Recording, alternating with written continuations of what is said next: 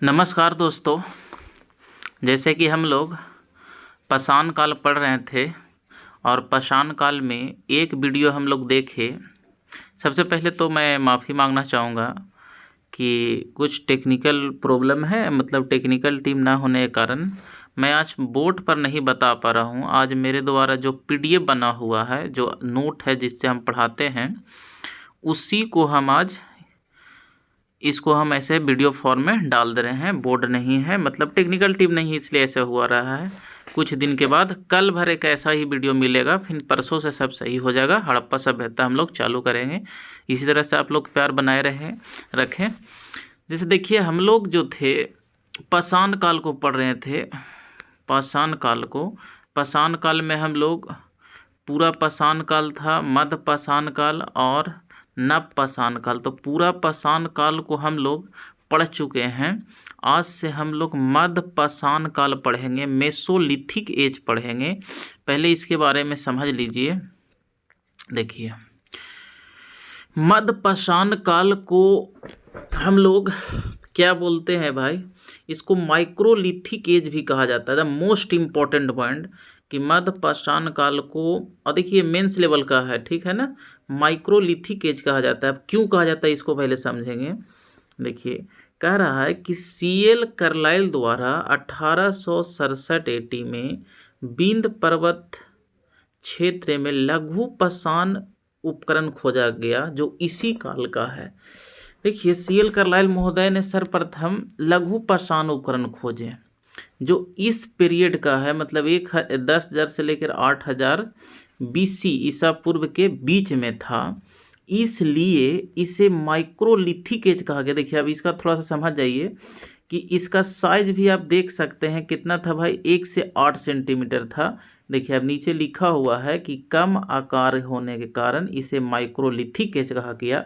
तब मध्य पाषाण काल में सबसे ज़्यादा जो काम किए हैं सीएल कार्लाइल किए हैं, इसलिए मध्य पाषाण काल को जनक जो होता है सीएल कार्लाइल होते हैं। अब आगे चलते हैं, थोड़ा सा समझिए। हम लोग पीडीएफ 2 पर आते हैं। देखिए, जैसे हम लोग कह रहा है कि इस काल का, मध्य पाषाण काल का जो उपकरण है से त्रिभुजाकार था, नवचंद्राकार था, सब लंबाकार है। अब देखिए, अगर थोड़ा सा आप लोग पढ़े होंगे तो पूरा पाषाण काल में जो क्या बोलते हैं उपकरण जो था, हथियार था। देखिए, हम लोग निम्न पूरा पाषाण काल पढ़े थे। एक था निम्न, एक था मध्य और एक था उच्च। सॉरी, देखिए, एक उच्च था। तो यहाँ पर अलग चलता था, यहाँ पर अलग हथियार था, यहाँ पर अलग हथियार था।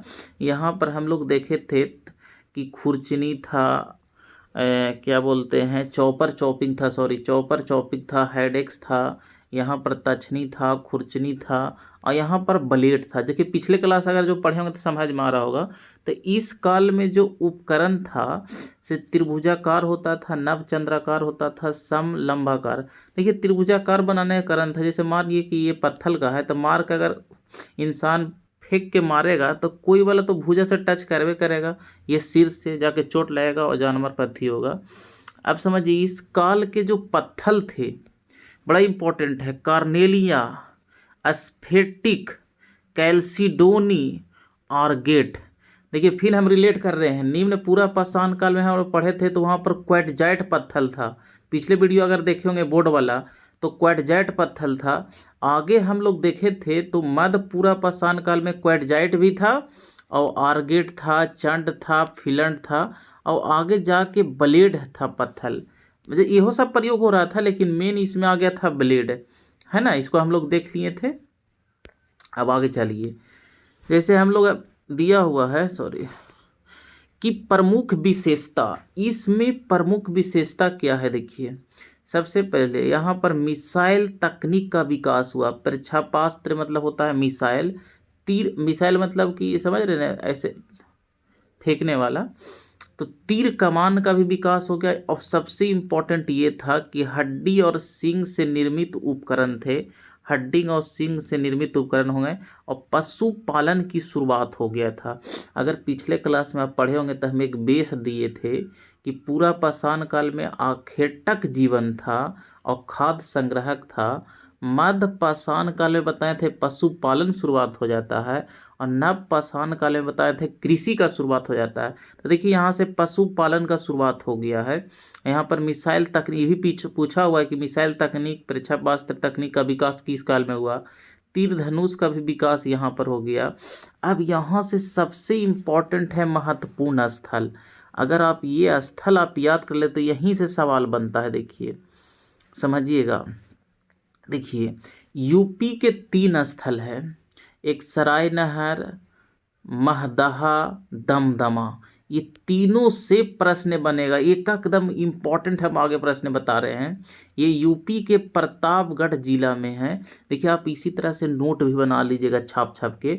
आज बोर्ड पर नहीं बता रहे हैं, बता रहे हैं, टेक्निकल थोड़ा सा प्रॉब्लम चल रहा है और कोई बच्चा भी नहीं है मैनेज करने वाला। तो देखिए यूपी के प्रतापगढ़ में 3 जिले, यूपी के प्रतापगढ़ के जिला है, यहाँ पर 3 स्थल है, सराय नहर, मदाहा, दमदमा। ये मध्य पाषाण कालीन स्थल है। अब देखिए यहाँ से आइए, ये राजस्थान हो गया, तो राजस्थान के सांभर, बगौर, और देखिए ये गुजरात के लंघनाज, और ये है आदमगढ़, ये एमपी का आदमगढ़। ये सब पशुपालन का साक्ष्य मिलेगा। ये सांभर से तो वनस्पति का साक्ष्य मिलता है, यहाँ से पशुपालन का साक्ष्य, यहाँ से पशुपालन का साक्ष्य, यहाँ पर हड्डी मिलेगा, यहाँ पर अलग अलग मिलेगा। ठीक है ना। कि अब यहाँ पर लेखैया है, यूपी के 3 एक जगह और क्षेत्र है, लेखैया, मुरहाना पहाड़ी और बगली खोर। देखिए अगर इसमें से आपको कौन इम्पोर्टेंट है, तो ये तीनों दम इम्पोर्टेंट है। ये तीनों, ये आपको इतना दम याद होना चाहिए इसके बारे में। चलिए आगे हम लोग एक एक को देखते। देखिए इसमें क्या याद रखना है।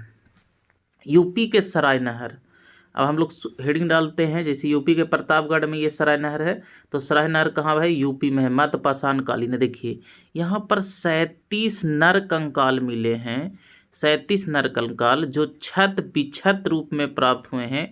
इससे पता चलता है कि यहाँ पर सामूहिक नरसंहार या बाह्य आक्रमण हुए। बताइए ना, 37 गो नर कंकाल मिलेगा, तो आप खुद दिमाग लगाइए ना। हो सकता है अपने में लड़ाई झगड़ा करके मर गया होगा, हो सकता है बाह्य आक्रमण किया होगा और यहाँ पर लाश भी था दिया होगा। अब देखिए यहाँ पर टिक लगाया होगा कि इसमें क्या याद रखना है। एक कब्र में 4 नर कंकाल कहाँ से मिला है भाई, सराय नहर से। या 37 नर कंकाल मिले कहाँ से, सराय नहर से। देखो लाश को आवास के अंदर ही दफनाया जाता था। आप सोचिए यहाँ पर लाश को आवास के अंदर, अभी ये प्रथा नहीं है। 8 गर्त चूल्हे और स्तंभ गर्त चूल्हे मिले। मेन इंपॉर्टेंट ये है, एक कब्र में 4 नर कंकाल, और यह हम निम्नलिखित कि सबसे प्राचीनतम मध्यकालीन स्थल यही है, सराय नहर। एक दमदमा भी है, तो इस सराय नहर जो है सबसे प्राचीनतम है।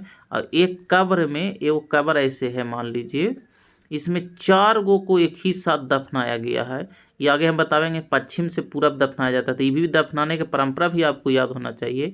और लाश को आवास के अंदर दफनाया जाता था। चारों ऐसे पॉइंट लिख लीजिए, लेकिन आपको ये याद होना चाहिए। और कै गो है भाई, 37, और कहाँ पर है, लखैया। ऐसा अब देखिए ये मोस्ट इम्पॉर्टेंट, हम ये पूछा हुआ है सवाल, देख लीजिए। मदहा क्षेत्र, मदहा कह रहा है कि यहाँ पर क्या मिला है भाई, तो हड्डी के उपकरण और आभूषण के साथ, मतलब हड्डी के उपकरण भी मिला है और आभूषण के साथ ही मोस्ट इम्पॉर्टेंट कि हड्डी के ऊपर, जैसे हम लोग देखिए पिछले क्लास में पढ़ रहे हैं कि पत्थल का उपकरण प्रयोग होता था, पत्थल का खुरचनी तरछनी, जितना हम लोग इधर पिछले क्लास में पढ़े, ब्लेड फलक जो भी पढ़े सब, चॉपर चॉपिंग जो भी था सब पत्थल का था। लेकिन इम्पोर्टेंट होता है कि यहाँ पर हड्डी का उपकरण मिलना शुरू हो गया, आभूषण भी हड्डी का बन रहा है। और देखिए यहाँ पर एक मोस्ट इम्पॉर्टेंट कह रहा है कि यहाँ पर युगल समाधान मिला है, मतलब युगल मतलब 2 लोग को दफनाया गया पश्चिम से पूरब। और ये भी सबसे प्राचीनतम मध्यकालीन स्थल है। तो 2 स्थल हो गया, एक सराय नहर और दमदमा जो है सबसे प्राचीनतम है। और यहाँ से देखिए सबको पश्चिम से पूरब दफनाया गया था। आपको जानते हैं 3-4 चीज़ में याद रखना है। एक ताम्र पाषाण काल पढ़ेंगे तो वहाँ पर कैसे सबको दफनाया जाता था, और एक हड़प्पा में कैसे दफनाया जाता था ये, और एक मध्य पाषाण काल में। तो यहाँ पर देखिए सबको पश्चिम से पूरब दफनाया जाता था। देखिए पश्चिम इसका सिर है, सब लिखा हुआ है, बनाया हुआ है, और पूरब जो है इसे इसका पैर है। अब देखिए यहाँ पर लिखा हो ना, हड्डी से निर्मित आभूषण, ये तो पूरा ही बता दिए। अब देखिए एक है GR शर्मा ने मदहा को 3 क्षेत्रों के रूप में उल्लेख किए हैं। GR शर्मा एक इतिहासकार हैं, मदहा को 3 क्षेत्रों का, मदहा में 3 क्षेत्रों का उल्लेख किए हैं। मतलब इसको 3 भाग में बांटे हैं, झील क्षेत्र, बुच्चड़ खाना, संकुल क्षेत्र ई खाना है, और कब्रिस्तान। मतलब GR शर्मा के अनुसार ये जो मदहा क्षेत्र है इसको 3 भाग में डिवाइड किए हैं पढ़ने के लिए। अब आगे चलिए, दमदमा, ये पूछा हुआ है कि एक कब्र में 3 नरकंकाल का साक्ष्य कहाँ मिला है, तो दमदमा में, दम लगा के दमदमा। और यहाँ पर देखिए 41 नरकंकाल का साक्ष्य मिला है। ऊपर हम लोग सराय नहर पढ़े तो वहाँ पर 37 था, एक कब्र में 4 लोग को दफनाया गया। देखिए एक कब्र में 3 लोग को दफनाया गया, 5 कमरे में युगल समाधान है, और 35 कब्र ये करे, सबको जोड़िएगा तो कितना हो जाएगा, वही हो जाएगा 41। आगे चलिए, और ये भी पश्चिम से पूरब दफनाया गया है। मोस्ट इम्पोर्टेंट, लेखैया, अभी हम लोग पढ़े थे लेखैया, ये भी यूपी में है। तो लेखैया में 17 मानव कंकाल का साक्ष्य मिला। देखिए सब फैक्ट है, आपको याद रखना पड़ेगा। अब देखिए सब एक एक लाइन का है। बगौर, ये राजस्थान के भीलवाड़ा में है, और पशुपालन का साक्ष्य मिला है। बगौर, गौर से देखिए भाई क्या मिला है भाई, पशुपालन का साक्ष्य मिला है, और ये कहाँ है भाई, राजस्थान के बगौर में। ऊपर हम लोग चित्र में देखे थे। आदमगढ़, ये भी यहाँ भी ये भी पूछा हुआ है कि आदमगढ़ में किसका साक्ष्य मिला है, तो पशुपालन का। अब देखिए सांभर में प्राचीन वनस्पति, पेड़ पौधा वाला वनस्पति का यहाँ पर साक्ष्य मिला है। अब आइए लंघनाज, ये है लंघनाज, हम लोग देखे ये गुजरात में मिलता है, गुजरात। तो ये गुजरात में 14 नरकंकाल मिला है। ये मोस्ट इम्पॉर्टेंट, आपको लेखैया में आपको 17 याद रखना है, लंघनाज में 14 याद रखना है। अब देखिए यहाँ पर देखिए सब मेंस का कदम है, लेवल का है। कह रहा है डॉक्टर जय नारायण पांडे द्वारा लिखित पुस्तक पुरातत्व विमर्श, देखिए लिखा हुआ है पुरातत्व विमर्श में मदाहा, सराय नहर, दमदमा तीनों ही स्थानों से हड्डी का उपकरण और आभूषण के साक्ष्य के रूप में वर्णन किए हैं। जैसे हम लोग देखे थे कि भाई एक यहाँ पर देखिए दमदमा में हड्डी के उपकरण और आभूषण का साक्ष्य मिला है, एक ठिया मिला है। लेकिन ई किताब में वर्णन करते हैं डॉक्टर जय नारायण पांडे ये पुरातत्व विमर्श में कि तीनों क्षेत्र से हड्डी का उपकरण मिला है। अब समझिए, कह रहा है तीनों क्षेत्र से हड्डी का उपकरण मिला है, मतलब दमदमा से भी, सराय नहर से भी, और इससे भी मिला है। तो आप इसको भी दम याद रखिएगा। अब आगे चलिए, देखिए कह रहा है कि अमेरिका के, थोड़ा सा इसको देखिए, ओरेगोन लिखा हुआ है, लिख लीजिएगा गोन, ओरेगोन विश्वविद्यालय के जॉन आर लुकास के अनुसार लेखैया में कुल 17 मानव कंकाल के अस्थियां मिले हैं। ये बड़ा इम्पोर्टेंट पॉइंट है। जैसे वहाँ पर हम लोग लेखैया में देखे कि 17 नहीं, ऐसे भारतीय इतिहास का दिमाग लगाते हैं और कहते हैं कि लेखैया में कितना था भाई, तो 17 है, और ये बता रहे हैं कितना, 10 ज़्यादा जोड़ दे रहे हैं, और ये बता रहे हैं कितना, 27। अगर ऐसे लगा दे कि जॉन लुकास के अनुसार लेखैया में कितना था भाई, तो 27 नरकंकाल है। अब देखिए ये आपको हो गया मध्य पाषाण काल। इसमें मेन इम्पोर्टेंट जो है ये सब स्थल है, आप एक बार इसको पढ़ लीजिएगा, है ना, बढ़िया से इसको धीरे धीरे करके एकदम इसी फॉर्मेट में आप लिख लीजिएगा। अब हम लोग आते हैं नव पाषाण काल। देखिए नव पाषाण काल में हम लोग चलेंगे। नव पाषाण काल थोड़ा से तो जल्दी हो जाएगा, कहीं लिखना हमें नहीं है, और बोर्ड पर रहता था कि हर चीज़ लिख देते थे, आप समझ रहे हैं ना। ये सब हमें देख के भी नहीं लिखना पड़ता था, सब आप लिखी तो देख ही ले पीछे वीडियो में। और कि ये सिंधु घाटी सभ्यता जब पढ़ावेंगे तो ऐसे नहीं पढ़ावेंगे, वो एकदम आमने सामने पढ़ाई होगी तो ज़्यादा अच्छा रहता है। देखिए अब हम लोग चलते हैं कर नवपाषाण काल। तो सबसे समझ इम्पोर्टेंट, नवपाषाण शब्द का जनक, ये शब्द का जनक सर जॉन नुबास्क है। और एक मैगजीन था प्री हिस्ट्री टाइम मैगजीन में ये शब्द गढ़े थे। कौन भाई? सर जॉन नुबास्क। नवपाषाण शब्द, लेकिन नवपाषाण क्रांति का जनक जो है गार्डन चाइल्ड है। कहीं देखिए इसमें नवपाषाण काल जो था ये क्रांति का काल था। देखिए हम एक बताए थे कि पूरा पाषाण काल था, एक मध्य पाषाण काल, एक नवपाषाण काल। यहाँ पर बताए थे कि आखेटक जीवन था। इंसान जो था से केवल खाद्य संग्रह करता था और शिकार करता था। यहाँ पर देखिए पशुपालन का हम लोग का शुरुआत देख लिए थे, और यहाँ पर देखे थे कि कृषि का विकास हो गया था। आप सोचिए अगर कृषि का विकास होगा कि तो कृषि का विकास होगा तो इसको अनाज जो उत्पादन होगा तो इसको रखने के लिए कुछ तो थैला वैला चाहिए भाई। मतलब तो सबसे पहले इसमें मृदभांड चाहिए। तो यहाँ से देखिए मृदभांड का प्रयोग भी होने लगेगा। मृदभांड कैसे बनेगा? वह तो चाक से बनेगा, तो चाक का आविष्कार हो जाएगा। यहाँ पर पशुपालन बहुत बड़े स्तर पर हो जाता है। तो यहाँ पर समझिए एकदम एक क्रांति आ जाती है यहाँ पर। अब बताइए नहीं, सब कृषि लोग इंसान करे लगेगा तो अस्थाई जीवन नहीं हो जाएगा जी। अगर यहाँ पर कृषि एक क्षेत्र में हो रहा है, ये क्षेत्र में, तो ऐसा थोड़ी घूम घूम के यहाँ के इंसान आवेगा, फिर यहाँ कृषि करेगा, फिर उधर चल जाएगा, इधर चल जाएगा। तो एक अस्थाई डेरा डंडा इसको डालना पड़ेगा। एक घर मतलब अगर घर के पास रहेगा और यहाँ पर अपना कृषि करेगा। तो यहाँ पर देखिएगा अस्थाई निवास भी शुरू हो जाता है और लोग धीरे धीरे बस्ती भी स्थापित होने लगता है। तो देखिएगा इसमें अब देखिए नवपाषाण काल को भी दो भाग में बांटे हैं। एक है उत्तर भारत से जो उपकरण प्राप्त हुए हैं वो खोज किए हैं ली मेनसुयर। देखिए ली मेनसुयर, थोड़ा सा थी होगा सुयर, ये उत्तर भारत के जनक माने जाते हैं। और दक्षिण भारत के हैं नेवेलियन फ्रेवर। नेवेलियन, थोड़ा मेरा लिखावट थोड़ा अलग है, फ्रेवर, नेवेलियन फ्रेवर है जो बोलते हैं वो सुनिए।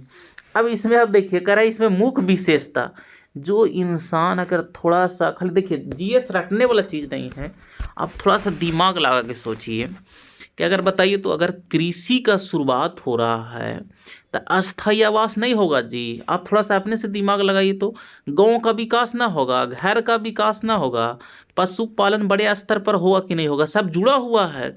अब बताइए, अभी बताएं कि यहाँ पर चमकदार पॉलिशदार चमक उद्योग। अच्छा, यहाँ पर पॉलिशदार मतलब जो मृदभांड बन रहा था एकदम पॉलिशदार था, है ना, ये पॉलिशदार था मतलब पॉलिश किया हुआ था। तो यहाँ पर आप लिख सकते हैं मृदभांड का प्रचलन भी हो गया था। एक पॉइंट और लिख लीजिएगा यहाँ पर, जैसे यहाँ पर देखिए चाक या पहिए का आविष्कार हो जाएगा।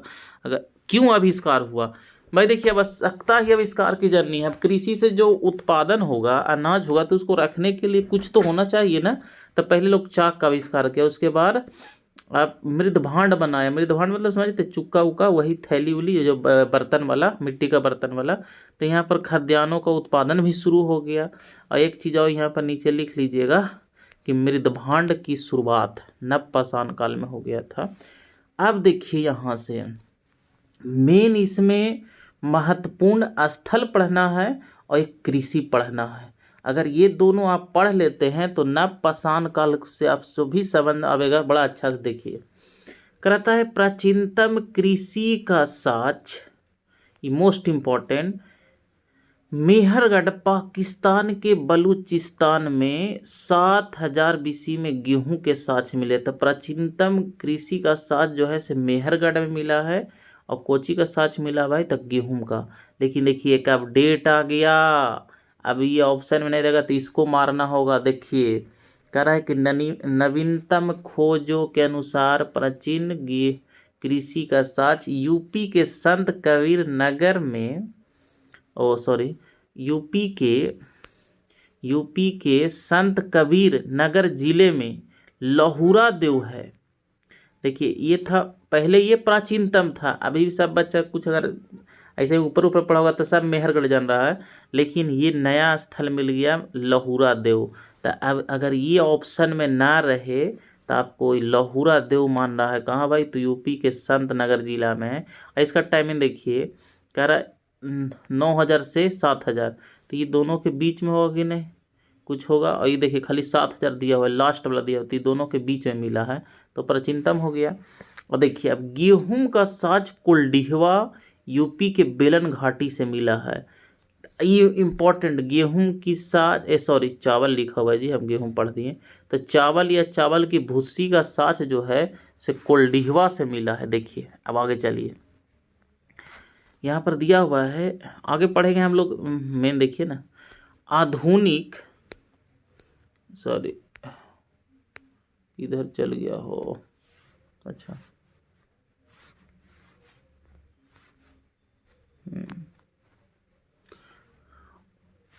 करा, आधुनिक मानव समाज द्वारा मुख्य रूप से, आधुनिक नहीं कीजिए यहाँ पर, नवपाषाण कालीन मानव द्वारा मुख्य रूप से 8 खनिजों का उत्पादन किया जाता था या उपयोग किया जाता था।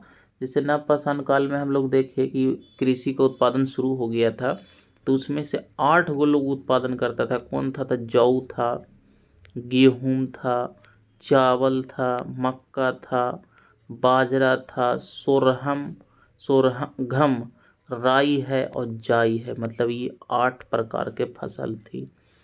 अब देखिए विश्व के अन्य स्थल पर उगाया गया फसल, इसी काल में विश्व के अलग अलग, जैसे ऐसा नहीं कि यहाँ पर जो केवल भारत में ये सब घटना घट रहा था, अन्य जगह भी इस काल में अलग अलग फसल का उत्पादन हो रहा था। देखिए हरा, विश्व के अन्य स्थल पर उगाया गया फसल। देखिए चावल जो है, जैसे एक तो हम लोग देखें चावल का साच इलाहाबाद के कोल्डीहवा से मिला है, बेलन घाटी से। लेकिन देखिए चीन के यांगची नदी घाटी क्षेत्र में उगाया गया था चावल, सर्वप्रथम जो है से चीन के यांगची नदी घाटी क्षेत्र में उगाया गया। देखिए मक्का जो है से मैक्सिको से जन्मा है। अब देखिए कह रहे मक्का का उत्पत्ति कहाँ से हुआ है, मैक्सिको से। बाजरा कहाँ से हुआ, चीन में लगभग इतना। सोरघम ये दक्षिण पूर्वी अफ्रीका से हुआ है। और राई जो हुआ है दक्षिण पूर्व एशिया से हुआ है। और जई जो है यूरोप में है। अब इम्पोर्टेंट इसमें जानते हैं क्या है, आपको कम से कम ये कृषि का प्रशिक्षण बोल रहे हैं, क्या था जी, हाँ प्राचीनतम साज। आपको ये मेहरगढ़ और ये लहुरा देव दोनों याद रखना है। अगर ये ऑप्शन में मान लीजिए, अगर सपोज डेट मेहरगढ़ और लहुरा देव दोनों दे दे, तो आप ज़्यादा किसको मारिएगा भाई, तो लहुरा देव को अति कीजिएगा कि नवीनतम है। अब आते हैं महत्वपूर्ण स्थल में, नवपाषाण कालीन महत्वपूर्ण स्थल, बड़ा इम्पोर्टेंट है बुर्ज होम। ये कश्मीर में है। और विशेषता क्या है भाई, कि कब्र में मनुष्य के साथ कुत्ता को दफनाया गया है, मालिक के साथ इसमें कुत्ता को दफनाया गया है। इसी तरह से जब हम लोग हड़प्पा पढ़ेंगे तो एक आवेगा रोपड़ जो पंजाब में है, तो यहाँ भी मालिक के साथ कुत्ता को दफनाया गया है। और देखिए अब इसका कह रहा है कि 1935 में डी टेरा और पीटरसन द्वारा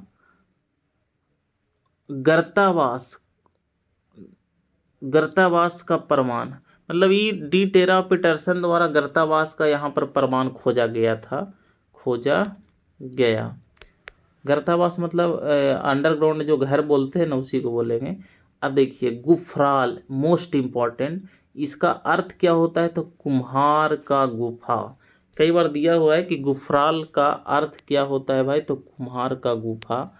ये जम्मू कश्मीर है। यहाँ पर क्या है भाई, तो कृषि और पशुपालन का साक्ष मिला है। अरे फिर यही आ गया। अच्छा अब देखिए ये मेहरगढ़, अभी बताया ना मेहरगढ़ इतना इम्पोर्टेंट है कि मत, ये सब जितना लिखा हुआ है सब इम्पोर्टेंट है। ये बलूचिस्तान, पाकिस्तान के बलूचिस्तान में है। अब देखिए ना, अगर यहाँ पर कृषि का प्रशिक्षण, देखिए प्रशिक्षण हम बोल रहे, पागल हो गए गाजी। प्राचीनतम साक्ष्य जो है, तो देखिए ये मेहरगढ़ से मिला है, ठीक है। अब यहाँ पर बताइए, अगर कोई कृषि कर रहा है तो पशुपालन भी तो करेगा, और पशुपालन करेगा तो अस्थाई जीवन भी तो रहना पड़ेगा, अस्थाई बस्ती भी तो बनाना पड़ेगा। तो देखिए पशु, यहाँ पर भैंस पालन बढ़िया स्तर पर होता है, और एक बड़े कृषि का प्राचीनतम साक्ष्य मिला और सबसे प्राचीनतम बस्ती हो जाएगा। अरे भाई यहाँ पर जब कृषि हो रहा है, अब देख रहे हैं कृषि हो रहा है लगभग 7000 BC में, तो बताएं कि कृषि होगा तब बस्ती का भी निर्माण हो जाता, प्राचीनतम बस्ती भी हो जाएगा, और अस्थाई आवास का भी साक्ष्य मिल जाएगा। और कच्ची ईंटों का आयताकार मकान था, उस समय का थोड़ी ना पक्का होगा, वो हड़प्पा में पक्का होगा। मेन इंपॉर्टेंट ये भी है कि गेहूं की 3 किस्में और जौ की 2 किस्में की प्राप्ति कहाँ से होता है, मेहरगढ़ से। आगे चलिए, ये छोड़ दीजिए, पाषाण संस्कृति और हड़प्पा संस्कृति का गुण है इसमें। जैसे मेहरगढ़ में कह रहा है कि पाषाण संस्कृति और हड़प्पा संस्कृति दोनों का गुण है, जब हड़प्पा पढ़ेगा तो क्लियर हो जाएगा पॉइंट। अब देखिए लहुरा देव, अभी बताए ना कि यूपी के संत कबीर जिला में कृषि के प्राचीनतम साक्ष्य मिला है, और ये नवीनतम खोज के अनुसार है, ये भी पूछा हुआ है। देखिए यहाँ पर लिख दिए हैं कि मेहरगढ़ अगर ऑप्शन में ना हो तो लहुरा दे उत्तर दे, पूरा देखिए नोट में मेरा सब लिखा हुआ है ना। अब देखिए कोल्डिहवा, कोल्डिहवा से क्या मिला भाई, तो यूपी के कोल्डिहवा में चावल का साक्ष्य मिला और चावल के भूसी मिलेगा। अब देखिए चिरांद, तो बिहार के सारण में स्थित है। तो कई बार अगर जो बिहार अगर PCS दीजिएगा तो आपको इम्पोर्टेंट है कि चिरांद कौन कालीन स्थल है, तो नवपाषाण कालीन है, ये सारण में पड़ता है। यहाँ पर हड्डी के उपकरण मिले और 480 हिरन की हड्डी के साक्ष्य मिले हैं। अब देखिए मदहा, देखिए उसमें अभी हम लोग मदहा को पढ़ के गए थे कि हड्डी का यहाँ पर भी उपकरण मिला था, और यहाँ नवपाषाण काल में भी इसका साक्ष्य मिलता है। यहाँ पर गोलाकार झोपड़ियाँ और पशु बाड़ा का साक्ष्य मिलता है, तो इसको आप याद रखिएगा। अब ये भी इम्पोर्टेंट है, जो लिखा हुआ है सब मोस्ट इम्पोर्टेंट लिखा हुआ है कि एक पॉइंट है ना, जो ये कर्नाटक के मैसूर के बेलारी जनपद में है। यहाँ से राख के टील्हे मिले हैं, जो राख होते हैं उसका टील्हा पूरा मिला है, ये मोस्ट इम्पोर्टेंट। नीचे वाला नहीं हो याद रखिए चलेगा, कोई इम्पोर्टेंट नहीं है। कर्नाटक के कुछ अलग जगह है, मतलब कुछ अन्य स्थल है, जैसे मास्की हो गया, ब्रह्मगिरी है, हलूर है, कोडाईकनाल है, पिकलीहल है, सगन कल्लू है, टी नरसिंहपुर है, और तक्कलकोट है, ये भी नवपाषाण कालीन स्थल है। अब देखिए नवपाषाण कालीन तमिलनाडु के पयमपल्ली है, और तेलंगाना के उतनूर है, और आंध्र प्रदेश का नागार्जुनकोंडा और सिंगलपल्ली। लेकिन जो इसमें आपको देखिए, इसमें कौन कौन याद रखना है आपको अब बता रहे हैं। जो यहाँ से जितना देखें नवपाषाण कालीन स्थल, यहाँ से ये सब आपको दम यहाँ तक याद रखना है, दम ये संगन कल्लू तक। अगर इसको एक बार पढ़ लीजिएगा, ज़्यादा इम्पोर्टेंट नहीं है। जैसे अब ऐसे सवाल अगर पूछ दे कि पैमपल्ली किस कालीन है, ऐसे तो कम ही चांस है। किस कालीन है, तो भाई तमिलनाडु में है और नवपाषाण कालीन है। अब देखिए ये क्या हो गया,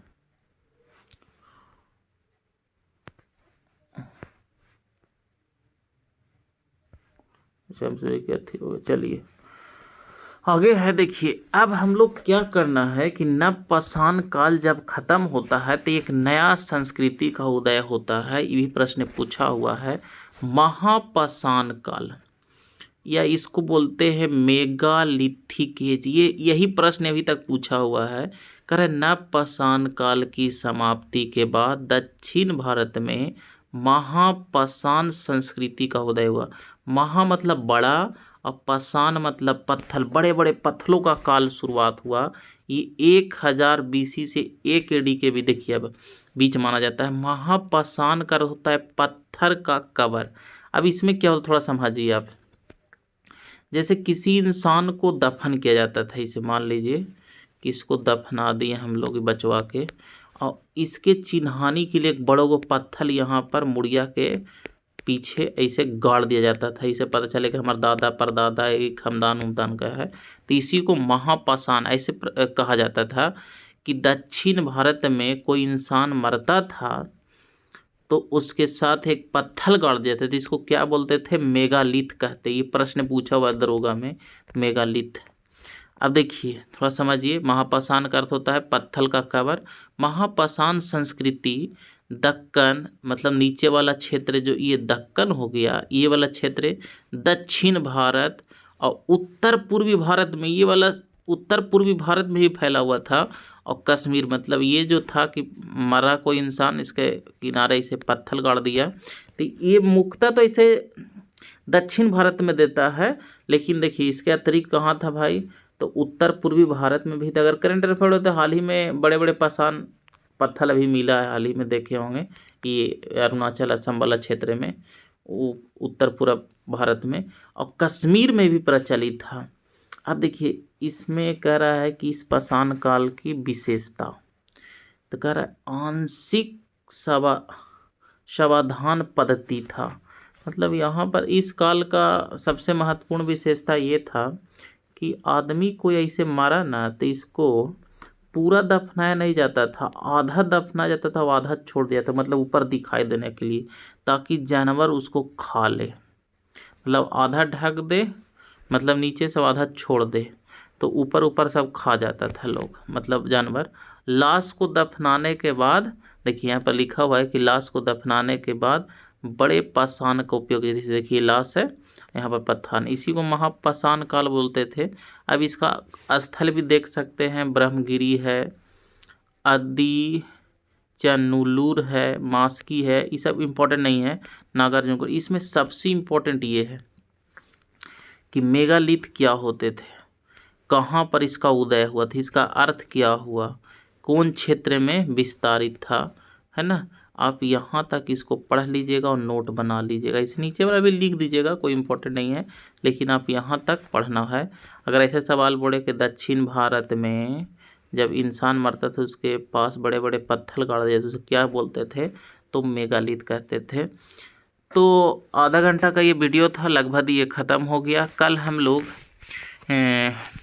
कल भी ऐसा ही वीडियो मिलेगा। परसों से हम लोग क्या करेंगे, कल या परसों जो भी होगा, सिंधु घाटी सभ्यता पढ़ेंगे और बोर्ड पर पढ़ेंगे और अच्छा से उस पर समझावेंगे।